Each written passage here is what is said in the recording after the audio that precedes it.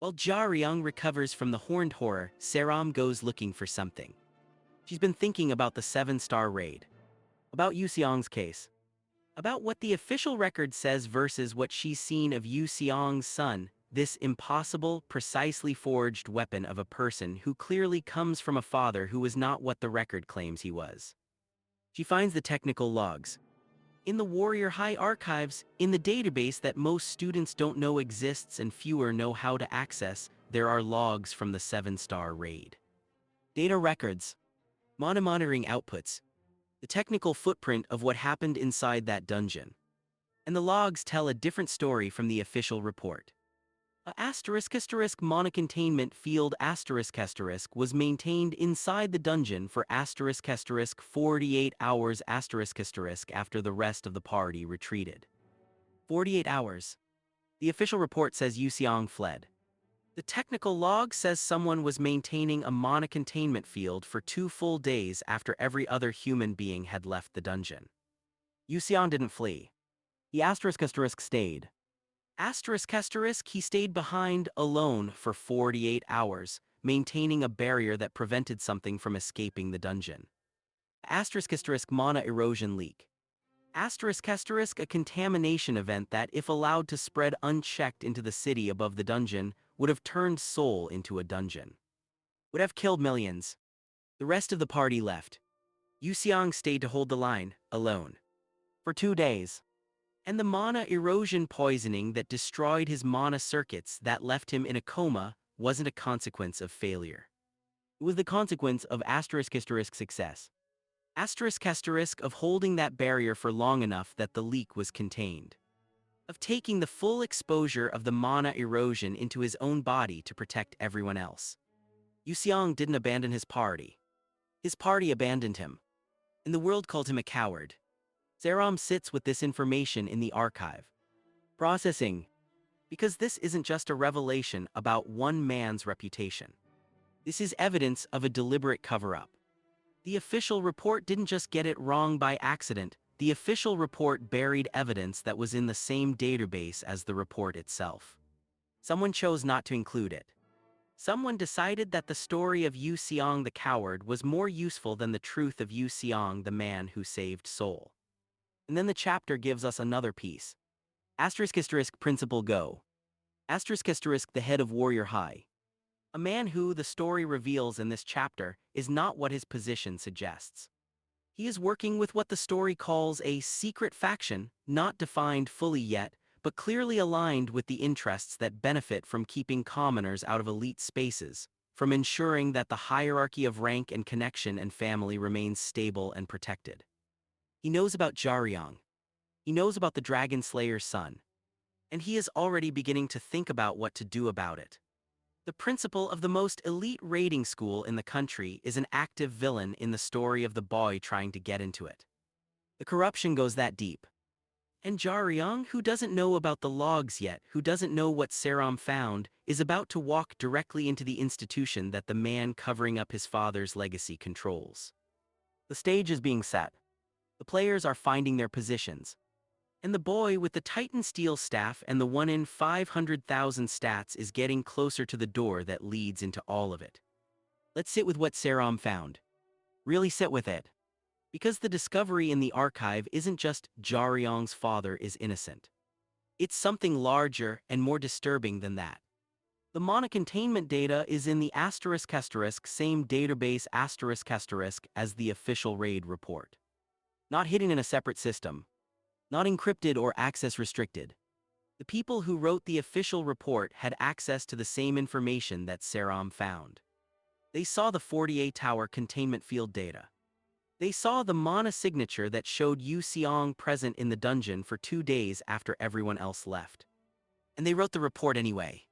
This is not a case of incomplete information leading to an incorrect conclusion. This is a case of complete information being selectively applied to construct a desired narrative. Some group of people, some institutional interest looked at the full data and made a deliberate choice: Yu Seong as hero, a national recognition, a financial obligation to compensate him for the damage the 7-star dungeon caused, a living symbol of the sacrifice that the raiding profession requires. Seong as coward, a scandal, a warning, a demonstration that even A-rank professionals are accountable to the system's standards. A case closed. No obligation. No compensation. No continued relevance. The second option serves someone's interests. The question, the one that Jaryong doesn't yet know to ask, but that the story is positioning him to eventually ask, is whose? And the answer, implied by the connection between the buried data and principal Go's active corruption, is going to be something that extends far beyond one school principal with a bias against commoners. This is a system-level cover-up, the kind that requires cooperation from multiple institutional actors. The kind that doesn't happen because one person decided to be villainous. It happens because a network of people with aligned interests decided that the truth was inconvenient and the resources to bury it were available. What Jaryong is walking into at Warrior High is not just a school. It's the institution at the center of the system that destroyed his father's life. And the man running it, Principal Go, is actively working to ensure that the Dragon Slayer's son never gains the standing to threaten that system's stability. The training arc was preparation. The entrance exam is the first engagement. But the war, the actual war that Season 1 is setting up, is against the machinery that buried Seong's truth. And Jaryong, descending into Gate B with his father's reborn weapon, is just now beginning to become the person who can fight it. Before the entrance exam, there is equipment to acquire. Custom armor. Arges has produced specifications for what Jaryong needs, a second skin designed to match his mana output, to distribute and channel the force of the fourth shell and the frame skipping without burning out at the contact points. This is not standard equipment. Standard equipment breaks under Jaryong's output. This needs to be built. The atelier is the kind of establishment that doesn't advertise because it doesn't need to. Its clients know about it because they are the kind of clients whose families have been using it for generations. The kind of place where the atmosphere communicates without a word being spoken that you are either supposed to be here or you are not. Jaryong and Seong walk in. The atmosphere shifts immediately. Because the person already present in the atelier is **Han Gaeun. **Han Gaeun is the **1 ranked student at Warrior High School. Her technical specifications are classified, even within the school's own records. Her full capability profile is protected information. What is known publicly is enough. She is the acknowledged apex of the student body, a technical powerhouse whose presence alone is enough to change the atmosphere of a room. She looks at Jaryong, a boy in a cheap tracksuit, an unranked smuggler who somehow managed to get into this establishment. In her assessment, instant, automatic, the assessment of someone who has been classifying people as relevant or irrelevant since childhood, he is neither. Smuggler trash is what her expression communicates before she says anything. And then she does something that makes the ambient sensors in the atelier quiver. She releases her suppressive aura. This is a high-level technique available to individuals whose mana output exceeds a specific threshold. When applied, the aura radiates outward at a frequency that interferes with the mana circuits of anyone in its range. For anyone with a mana capacity below rank D, the effect is physically immediate, lung compression. The mana interference effectively tightens around the respiratory system, making breathing difficult and then impossible. It is not a killing technique. It is a statement, a demonstration of hierarchy. In the social language of Warrior High's student body, it says, I am above you in ways that are physically measurable and I can prove it without moving a finger. Seong's knees buckle. She has the capacity to resist it barely because her own mana output is sufficient, but it's a struggle and it shows. Jaryong doesn't buckle. He doesn't even blink. He utilizes the third shell a defensive monolayer vibrating at a frequency calibrated to cancel out Gaeun's suppressive aura. Not a complete neutralization, he's matching a top-ranked student's specialized technique with a general defensive application, but enough. The interference from Gaeun's aura hits the frequency of the third shell and disperses. The atelier's glass sensors begin to crack.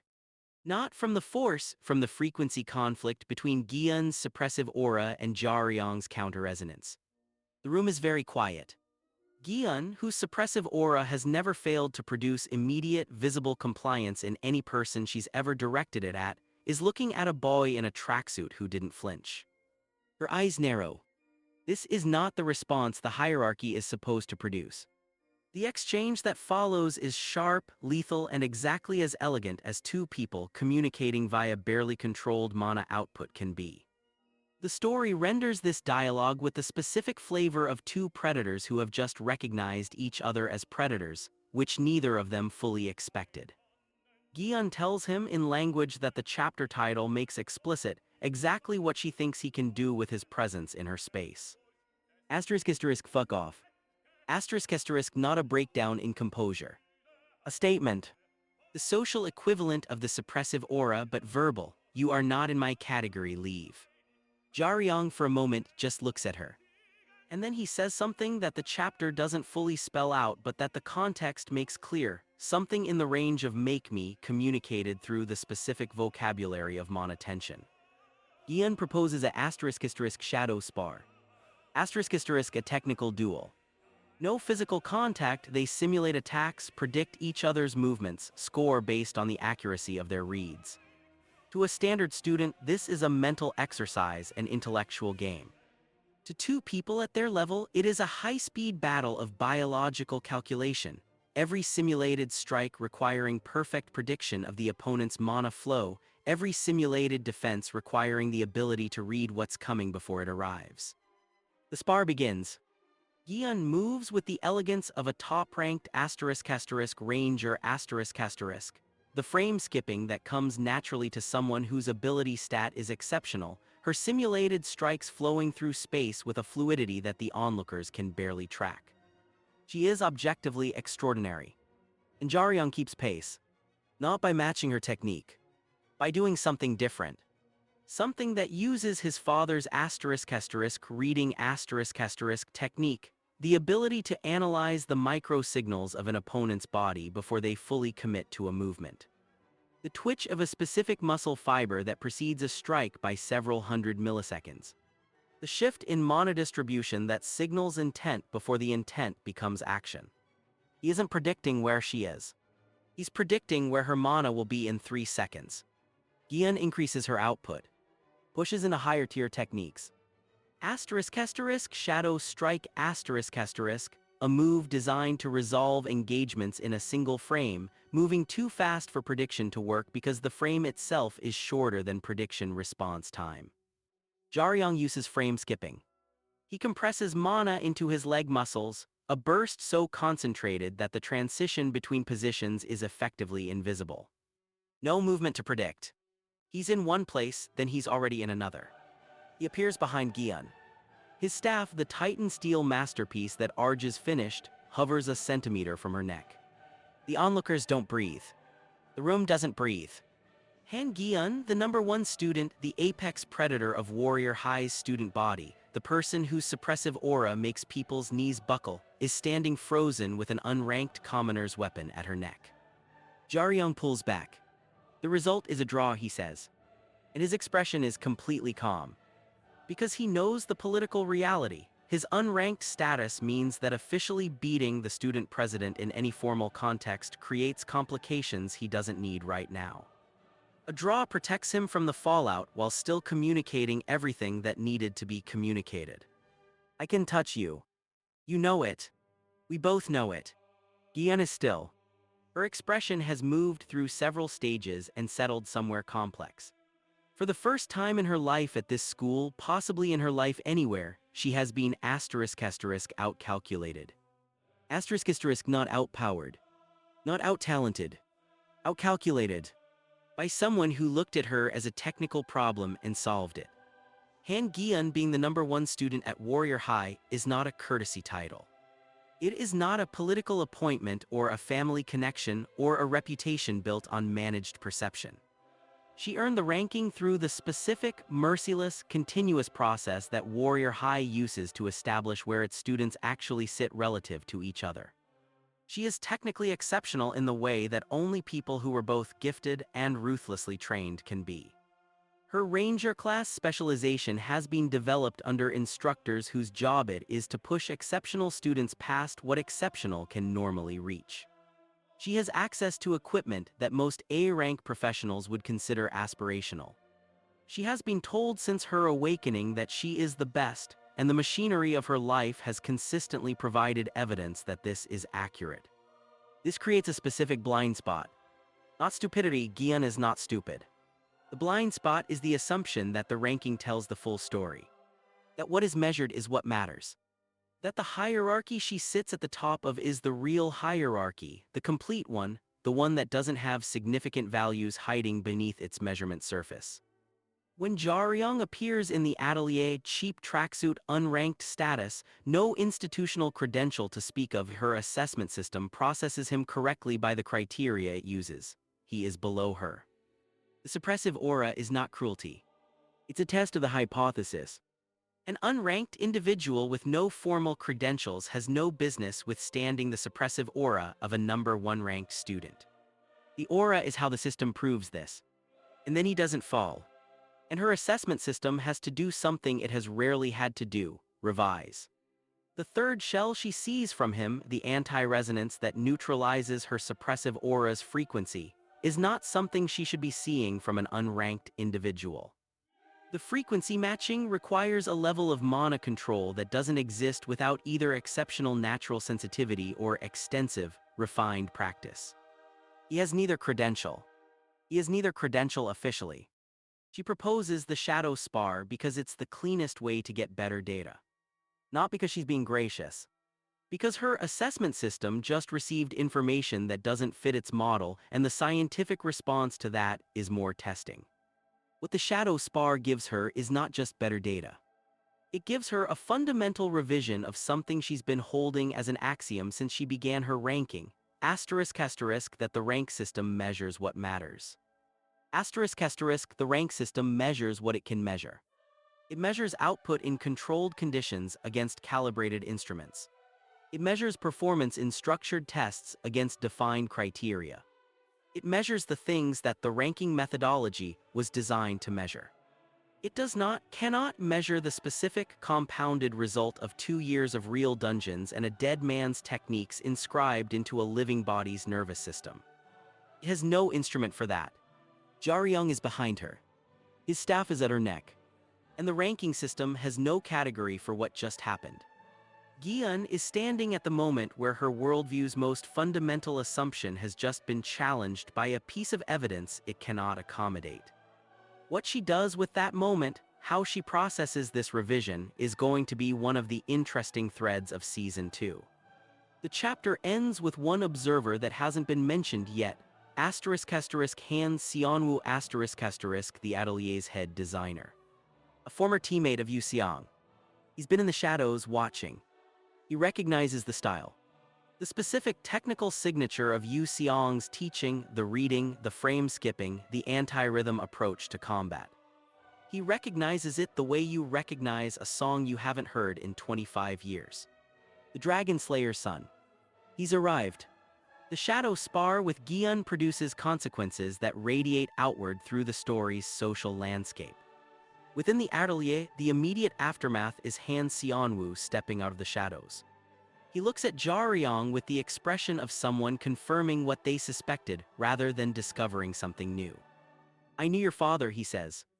Jaryong, who is usually extremely contained about any reaction to that sentence, processes this for a moment. "He was a teammate," Seonwoo continues. "The best force parrier I ever worked beside. And possibly the only person I've ever met whose technical execution was cleaner than his son's just was." This lands differently than any other compliment Jaryong has received. Because it's not about his own ability in isolation, it's about what his ability represents.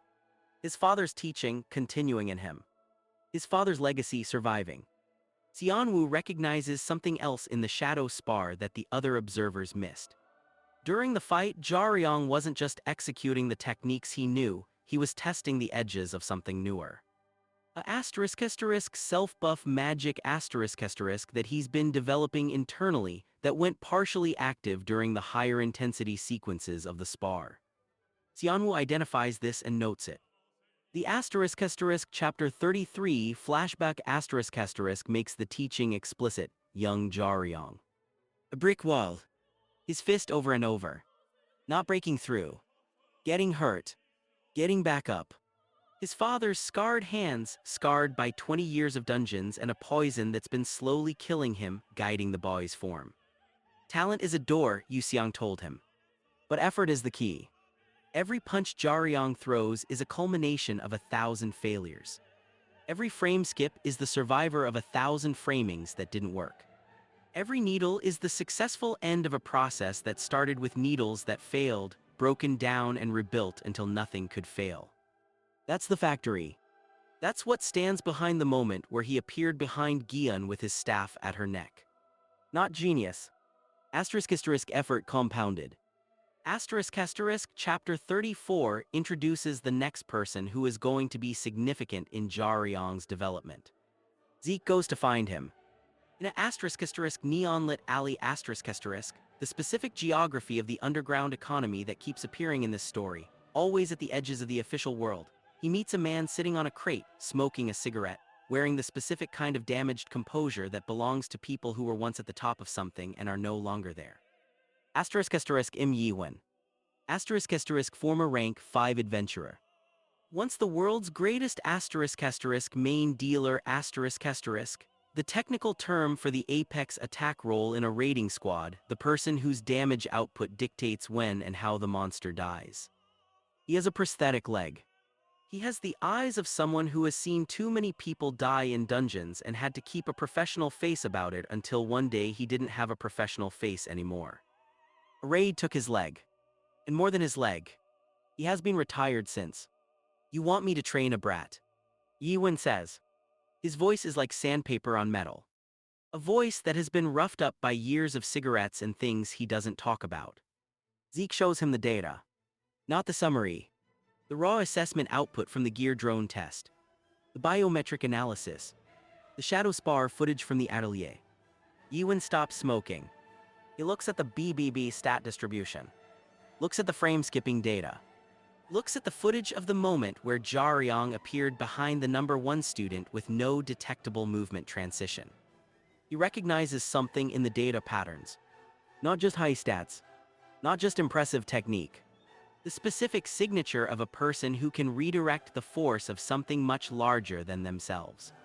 Who can take the output of a threat that should be catastrophic and through technical precision rather than raw power, use it against itself. The same signature that Seong carried. He's the Dragon Slayer's kid, Yiwen says. Not a question. Yeah, Zeke says. Yiwen is quiet for a moment. The world-ending dragon, he says, Dusara. He says the name like it tastes bad. Like it's a word that has specific personal weight. Seong was fighting that. Not just a 7-star dungeon, that. The implication settles. Chapter 28 already told us about Dusara, the 3 great disasters of the demon realm, the world-ending dragon, a creature whose poison destroys the very soul of an adventurer. What Seong was holding back in that dungeon wasn't just a mana erosion leak. It was the biological weapon of a world-ending dragon. Yiwen realizes something that the story states with the quiet weight of a conclusion. Jaryong isn't just trying to save his father and clear his name. He is, whether he knows it yet or not, ** preparing to face Dusara. ** the Dragon Slayer's son. The only person in the current world who carries the specific technical architecture, the mana rhythm, the force parrying potential, the frame skipping that operates at the level required to be in the same fight as a world-ending dragon and not instantly die. Natural material, Yiwen says. The specific term he would use for the kind of raw potential that, properly developed, produces the once-in-a-generation weapon that the world needs. He picks up his cigarette again. When do we start? Yiwen does not train gently. This is not a surprise to Jaryong, who has never experienced gentle training in his life and would probably distrust it if he did. What is a surprise is the specific quality of what Yiwen teaches, because it's not what Jaryong expected. He expected technique refinement. More drills on the needle, extensions of the swing, formalization of the fourth shell. What he gets instead is a philosophy. A dealer doesn't just hit, Yi-hun tells him on the first day in the ruins of a training hall that shows evidence of previous training sessions that were perhaps more energetic than the building anticipated.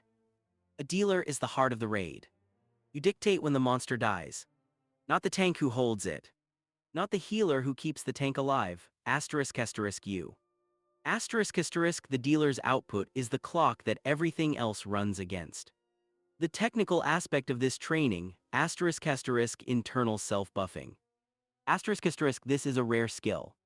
Most mana enhancement in raid contexts comes from external sources, healers applying buff effects to party members, artifact effects, potions, and consumables. External buffs have a delay. The healer has to read the situation, decide to buff, initiate the skill, and wait for it to apply. Fractions of a second maybe. But in a 7-star raid, fractions of a second have specific values. Internal self-buffing is the ability to manipulate your own mana circuits in real time to overclock specific biological systems without waiting for external input. No delay. No coordination required. The limitation, the metabolic cost, is enormous. Unlike external buffs which draw on the healer's mana pool, internal self-buffing draws directly on the user's physical reserves. The body is the fuel. The body gets burned. Jaryong discovers in training that his BBB balanced stat distribution gives him a specific advantage here. He can ** push any single stat into the rank range ** for short bursts without the technique becoming unbalanced.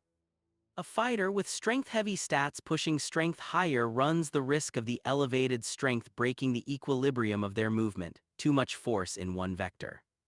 Jaryong's balanced baseline means he can elevate one stat while the others maintain equilibrium. He can hit like a rank K. He can move like a rank K. He can sustain like a rank K.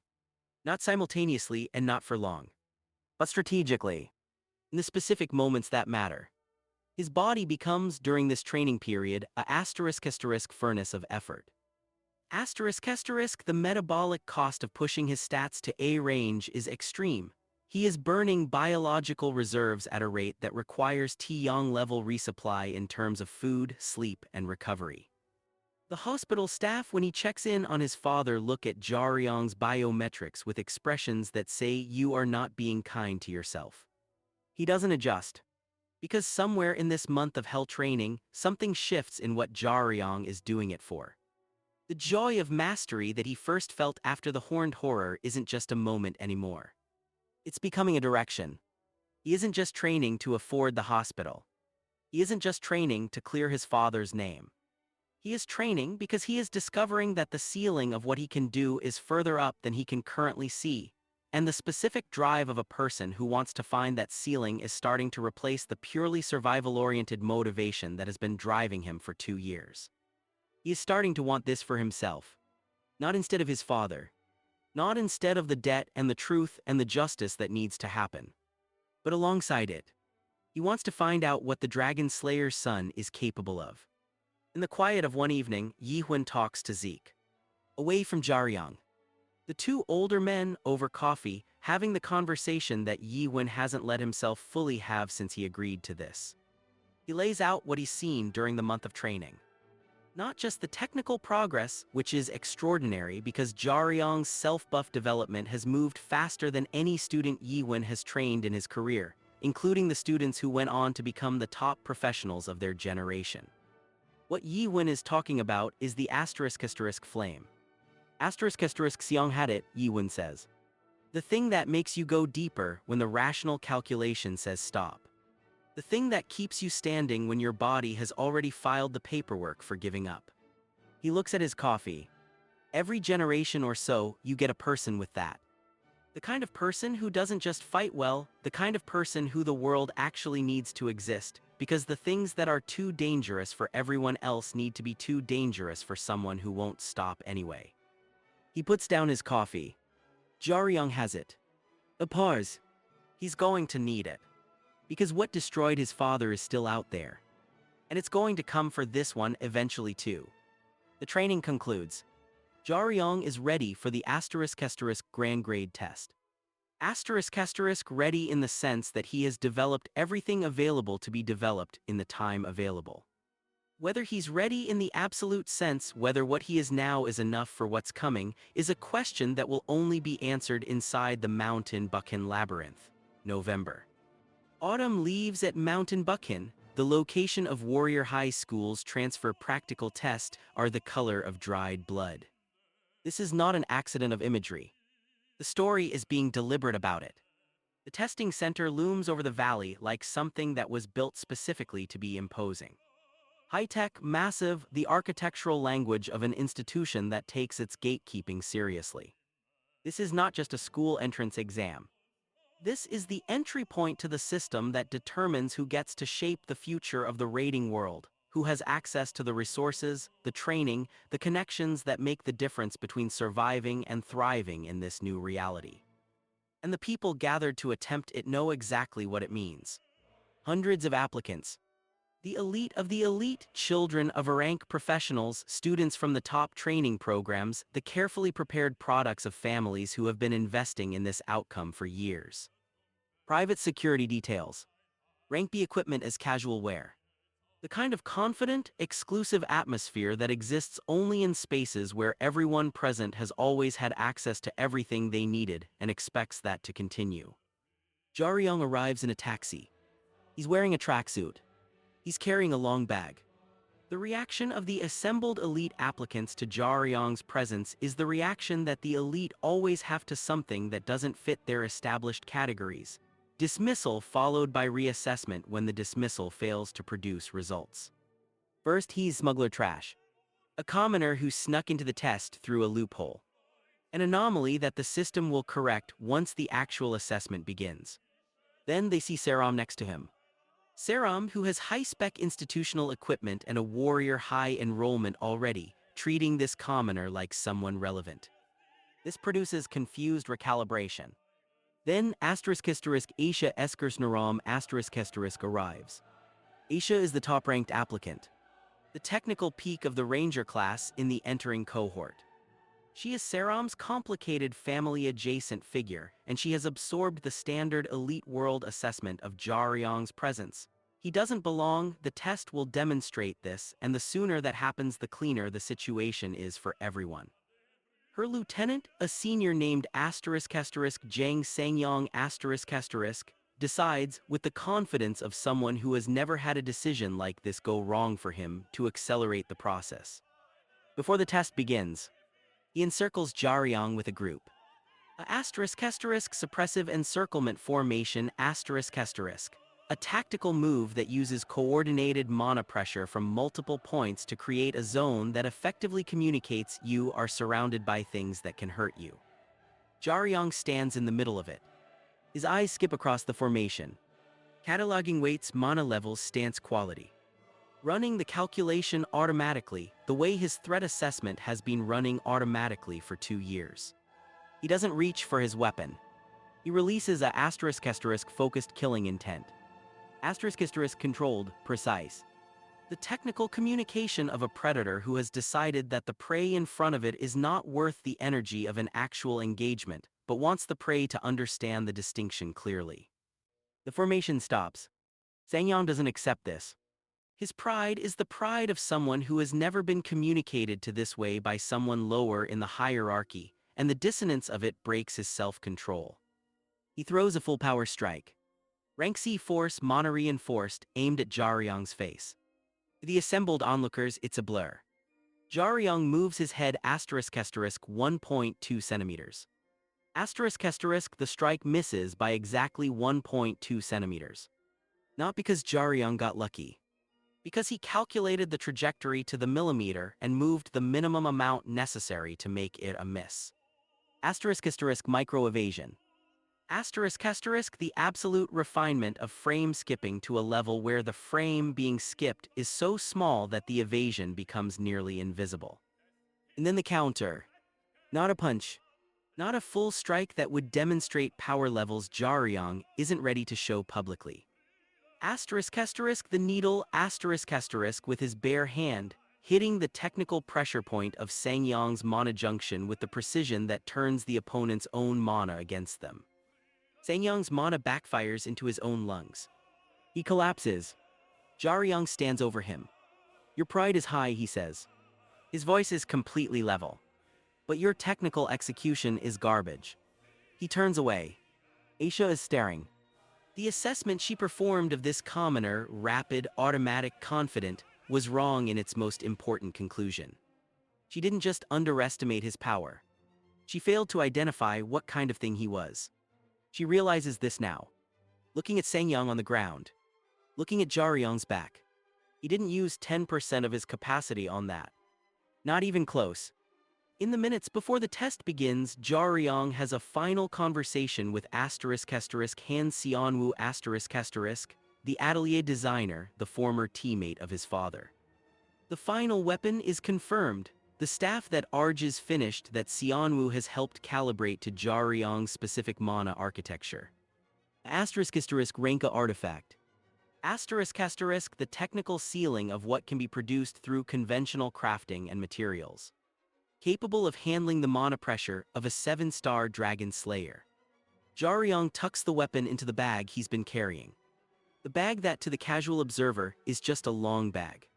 The bag that contains something that the people around him don't realize yet. The instructors run a final biometric scan on all applicants before the test begins. On the public monitors visible to the applicants, to their families, to the assembled observers, Jaryong's stats are hidden. The system shows an error code, unranked. No baseline for display. In the instructor's monitoring booth, the sensors are *** flashing red. *** his mana circuit stability reads at *99.9%. For context, professional A-rank adventurers typically show stability readings in the 70 to 80% range. High-grade stability, well above average. The reason 100% stability is theoretically impossible is that mana circuits, like any biological system, have natural variance, microfluctuations that prevent perfect coherence. 99.9% is not supposed to exist. The head instructor in the booth looks at the reading. Looks at the unranked designation. Looks back at the reading. Makes a note that she's going to follow up on after the test. If there's a test to follow up from, 06:45 a.m. The stone gates of the mountain Bukhan Labyrinth grind open. The air that comes out is dense with dungeon energy. Not the artificial, managed density of a school practice dungeon. The real thing. A *** natural grand grade dungeon ***. A classification that means this place has been developing, evolving, accumulating and concentrating mana energy for longer than most of the people testing here have been alive. The instructor's announcement is matter-of-fact in the way that military briefings are matter-of-fact, a delivery style calibrated to provide information without triggering panic. The risk of death in this test is *** 15%. **1 in 7 applicants entering this dungeon today will not come out. The applicants absorb this. Some of them look pale. Some of them look like they already knew and have been managing that knowledge. Some of them look like they're performing certainty they don't feel. Jaryong looks at the gates. His expression says, familiar. He's been in worse. The labyrinth is exactly what the name promises, a maze. But a maze built by dungeon evolution rather than human hands, which means its logic is not architectural. The walls shift not dramatically, not obviously, but over time the geometry changes in ways that make the route you took to get somewhere inaccessible when you try to retrace it. The monoconductive stone absorbs sound, which creates a specific psychological effect in any human nervous system. The sense that the dungeon is quieter than it should be, that the silence is deliberate. The silence in a dungeon that absorbs sound is the dungeon saying, screaming won't help you here. Most applicants enter in groups and stay in groups. Safety in numbers, coordinated capability, shared awareness coverage. This is the correct approach for people whose primary goal is to survive and reach the assessment objectives. Jaryong enters and separates within the first few minutes. Not dramatically, he doesn't announce it, doesn't make it a moment. He simply moves at his own pace in his own direction and is no longer with the group. His approach to the labyrinth is not the approach of an applicant. It's the approach of a *** predator in its natural habitat. ***, he uses *** aura stealth ***, a technique that matches the frequency of his mana output to the ambient dungeon energy, making him effectively invisible to any creature that hunts by mana sensing. He is not hiding from the dungeon's monsters. He is becoming, temporarily, part of the dungeon's energy signature. He passes a *** carnivorous ent *** danger rating 4 stars. A creature that other applicants are struggling to pierce with their most powerful techniques because its bark-equivalent shell is a natural dungeon adaptation that has been hardening for years. Jaryong walks past it. Not by fighting it. Not by finding a clever vulnerability. By not registering as food. He is not mono-broadcasting threat or prey signals. He is matching the background frequency. The ent doesn't react because there's nothing there that triggers its hunting instinct. The deeper he goes, the more the labyrinth's history makes itself felt. This dungeon was once the home of a dragon, *** Vritra. ***, the technical lore here is important. A dragon's presence in a dungeon environment doesn't just end when the dragon leaves or is killed. The mana stain remains. The energy that a dragon generates over years or decades of habitation becomes woven into the dungeon's fundamental structure. In practical terms, the monsters that evolved in a dragon-stained dungeon are not the same as the monsters in a standard site. They carry the resonance of Vritra's power. They are by default ** rank B. ** every creature in the deep labyrinth is operating at the level that most testing applicants, with their rank C equipment and their institutional training, are approaching the ceiling of their capability to handle. A pack of ** Chloraptors. ** 3-star danger rating. Fast, coordinated, their bodies suffused with the residual dragon energy that has shaped everything in this environment. Jaryong doesn't use his staff. He forms a ** mana blade * from his own concentrated mana, compressed and shaped at the tips of his fingers, razor-thin, maintained by the constant internal output that his BBB balance stats make sustainable longer than it should be. The Chloraptors don't die dramatically. They die precisely. The surgical efficiency of a smuggler who has cleared hundreds of dungeons, who doesn't perform for an audience, who simply does the thing that needs to be done with exactly the minimum expenditure required. He keeps moving deeper. Always deeper. Because he knows something the other applicants don't yet. Because he's been reading this dungeon since he entered it, feeling its energy structure the way his 2 years of underground work taught him to feel dungeon environments, and he knows where the real test is. Not the carnivorous ent. Not the Chloraptors. Not the standard assessment objectives, deeper. The final checkpoint before the deepest section of the labyrinth. 2 gates. *** Gate A *** the hero path. The standard route. Team-based design, assessment objectives that can be completed cooperatively, risk that scales to certified C-rank capability with appropriate numbers and coordination. This is the path that was designed for testing applicants. ** Gate B ** the labyrinth path. A solo route. A vertical descent into the deepest, most dragon-stained section of the dungeon. The section that carries not 15% death risk but something the signage doesn't quantify because quantifying it might create liability issues. The recorded completion rate for transfer students attempting Gate B, ** 0%. ** not low. Not very challenging, 0. Every applicant who has ever chosen Gate B in this exam has not completed it. Seong is there at the fork. She's been trying to track Jaryong through the dungeon, difficult, because he moves in ways that the standard tracking systems have trouble following.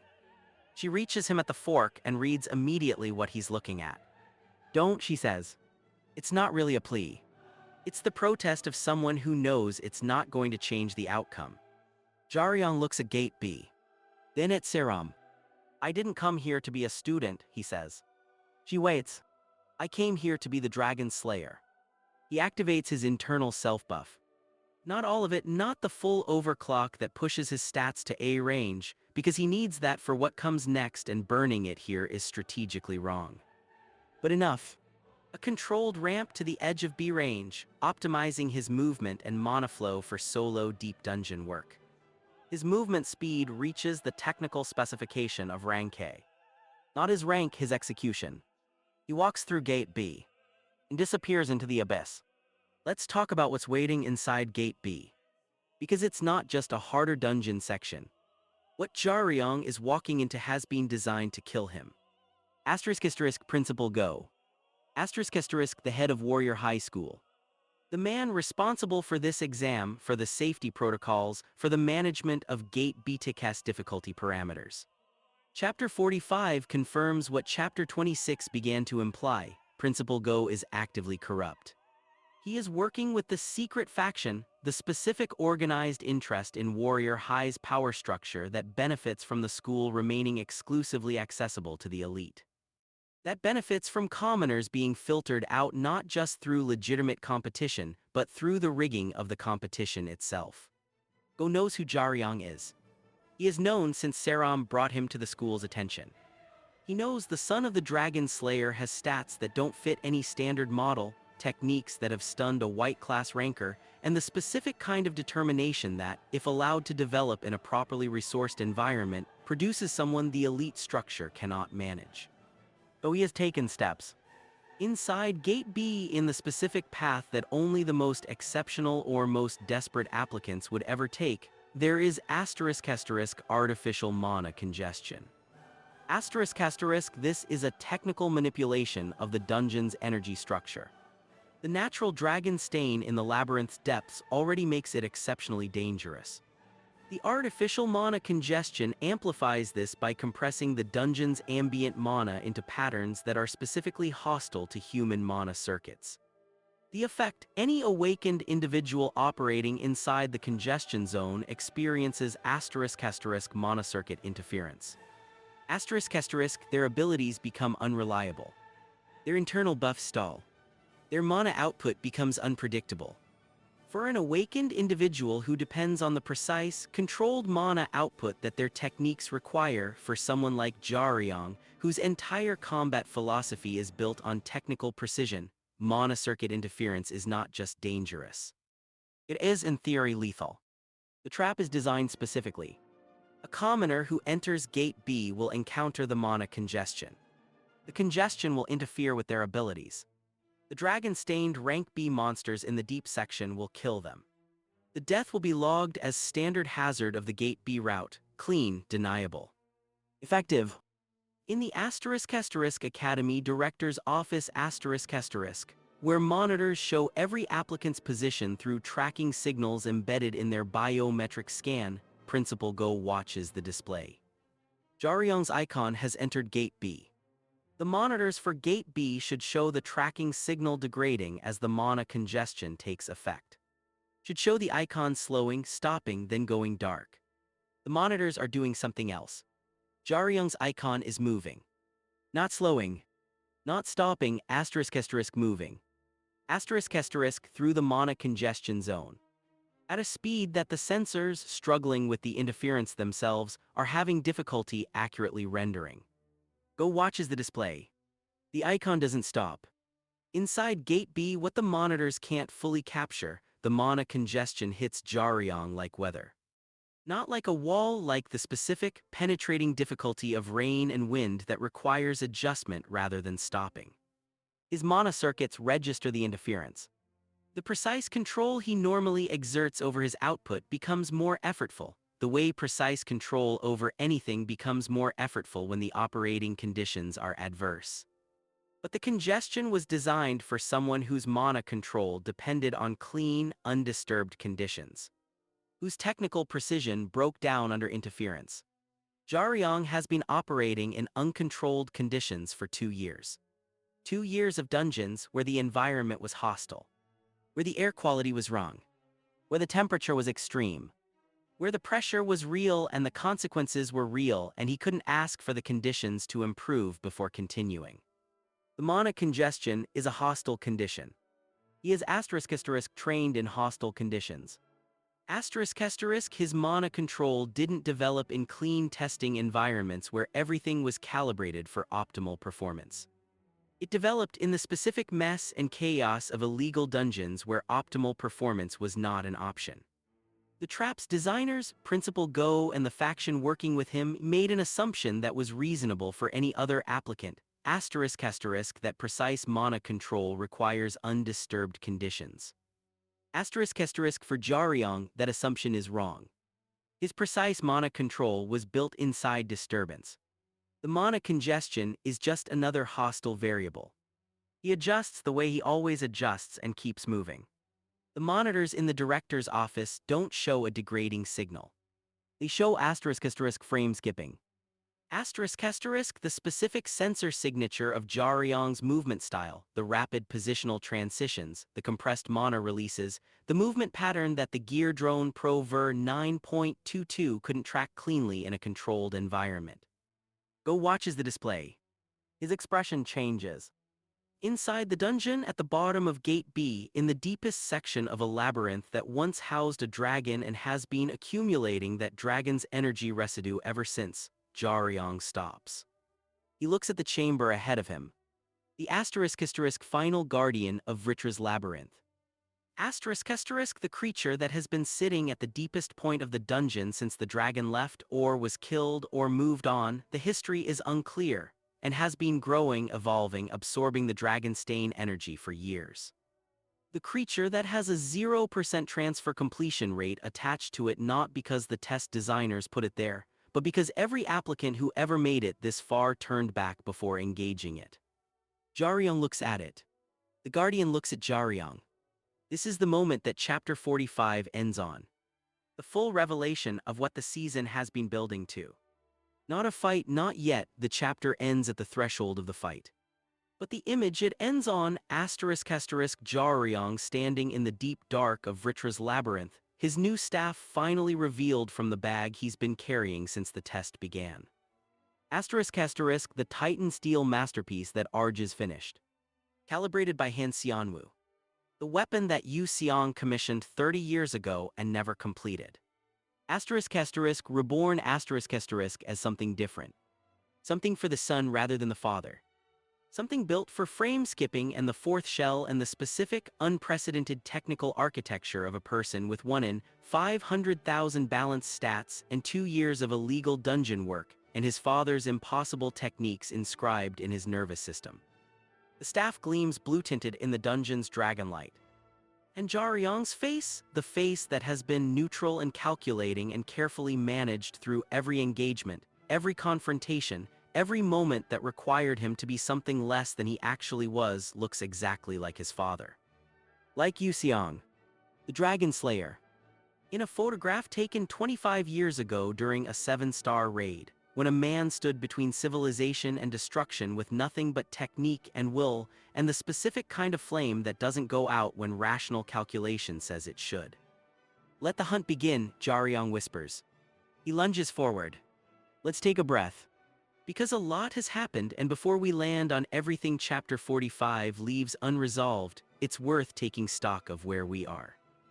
Jaryong has been transformed over the course of Season 1 from an unlicensed smuggler paying hospital bills to something that the official ranking system of this world has no category for. Not through a single dramatic awakening. Not through a training montage that skips the hard parts. Through a process. A process that involved defeating a villain with illegal artifacts using his father's techniques and a wooden staff. Entering a rank 2 dungeon for a material that can break biological talent ceilings. Charging a warrior high student 550 million won for her life because that's what his father's medical bills cost. Standing in a white class ranker's testing facility and drawing blood. Revealing a 1 in 500,000 stat distribution that makes every standard assessor recalibrate their understanding of what the numbers mean. Going into the boiling abyss to reclaim his father's unfinished weapon. Training under the nation's greatest dealer, a broken man who recognized the same flame he'd seen once before and lost. And then walking into the most dangerous examination in the country and taking the path that has never been completed. The things that Season 1 has put in motion, the truth of the 7-star raid is documented. In the Academy archives, a log exists that shows Seong didn't flee. He stayed 48 hours alone, holding a mana containment barrier to prevent Seoul from becoming a dungeon. The poison that destroyed his mana circuits is the consequence of holding that barrier long enough to save millions of people. The official record calls him a coward. The data says he saved the city. Someone buried that data. That someone is still operating. In Principal Go, who is rigging entrance exams to eliminate commoners who threaten the hierarchy, is connected to whatever faction decided that the Dragon Slayer's sacrifice was more useful as a scandal than as a story of **Dusara. **, the world-ending dragon.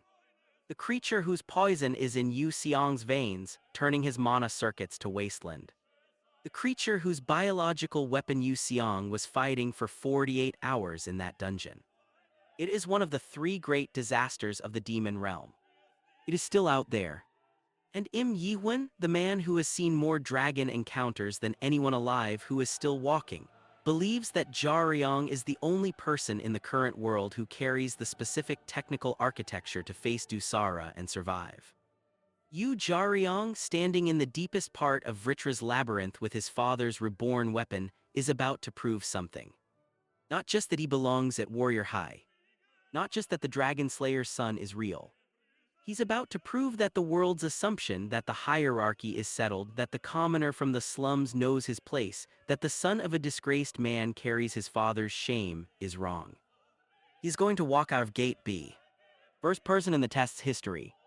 And when he does, when the monitors in Principal Go's office show a completion signal from the 0% route, the conspiracy that buried his father's truth is going to understand something important. The thing they tried to crush is standing up. And it's just getting started. Season 2 is going to answer the questions Season 1 raised. What's waiting for him at the bottom of Vritra's labyrinth?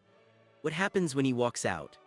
What Principal Go does when the assassination attempt fails? How the faction responds when their clean, deniable solution produces the opposite of what they intended?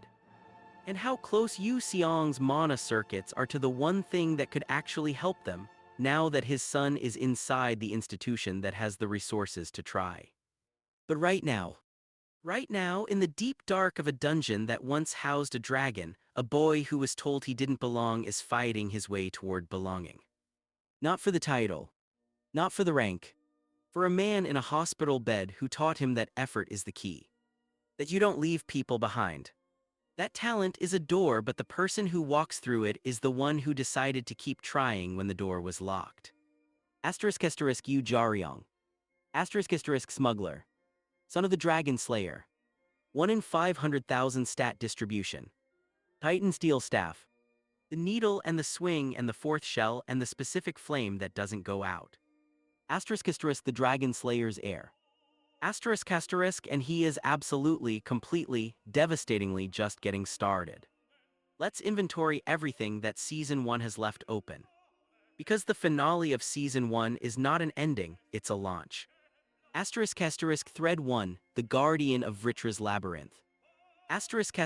We know Jaryong has entered the final chamber. We know the Guardian is there. We don't know the outcome yet. But we know what Jaryong has available. The Titan Steel Staff, the internal self-buff push to A-range output, the 4th shell, the frame skipping, 2 years of dungeon experience, and the flame that Im Yihun recognized. We also know what the Guardian has. Decades of Dragon Stain accumulation, rank B default capability in a dragon-contaminated environment, and the track record of ending every applicant who has ever reached this point.